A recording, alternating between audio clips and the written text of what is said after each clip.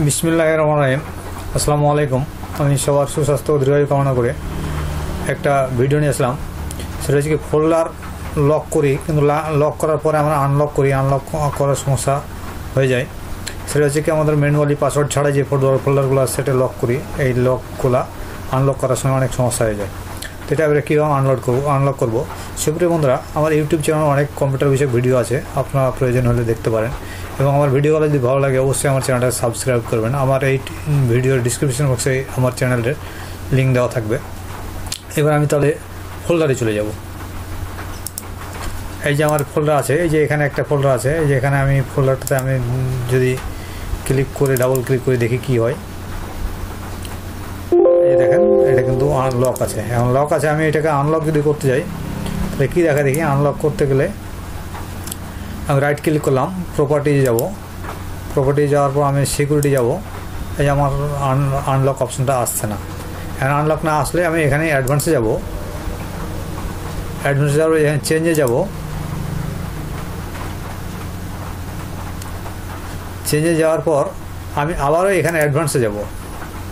Advance যাওয়ার এই যে এখানে ফাইন্ড নাও আছে, আমি ফাইন্ড নামে যাব। ফাইন্ড নামে যে নিচে বক্সটা যে আসলো, আমি এই বক্সে আমি এখানে এই এভরিওয়ান যাব। এই যে এভরিওয়ান দিলাম, আমি এবার ওকে দিব। এই যে দেখেন এখানে এভরিওয়ান চলে আসছে, আমি আবার ওকে দিব। ওকে দেওয়ার পর আমি আবার এখানে অ্যাপ্লাই দিব, ওকে দিব, ওকে দিব, ওকে দিব।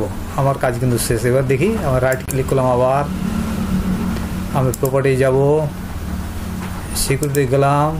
এই দেখেন আমার কিন্তু এই যে এই অ্যাডমিনিস্ট্রেটরটা আসছিল না, ডেস্কটপ এইটা চলে আসছে। এবার আমার আমার এটা হয়ে যাবে, আনলক হয়ে যাবে। সেগুলো এখানে দিলাম, এডিট দিলাম, আবার এখানে দিলাম, রিমুভ দিব, ওকে দিব, ওকে দিব, ওকে দিব।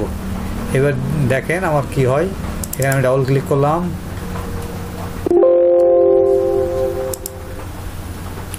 এই দেখেন আমার কিন্তু আনলক হয়ে যাচ্ছে। এই যে আমার আনলক হয়ে গেছে। সুপ্রিয় বন্ধুরা, এইভাবেই আপনারা একটা লক ফোল্ডারকে আনলক করতে পারেন। এই যে আমার প্রতিটা কিন্তু আনলক হয়ে গেছে। এখন আমার এগুলো প্লে করলে প্লে হয়ে যাবে। সুপ্রিয় বন্ধুরা, বিষয় যদি ভালো লেগে থাকে অবশ্যই আমার চ্যানেলটাকে আবারও সাবস্ক্রাইব করুন এবং লাইক দেবেন। আমি সবার সুস্বাস্থ্য দীর্ঘায়ু কামনা করে আবারও শেষ করছি।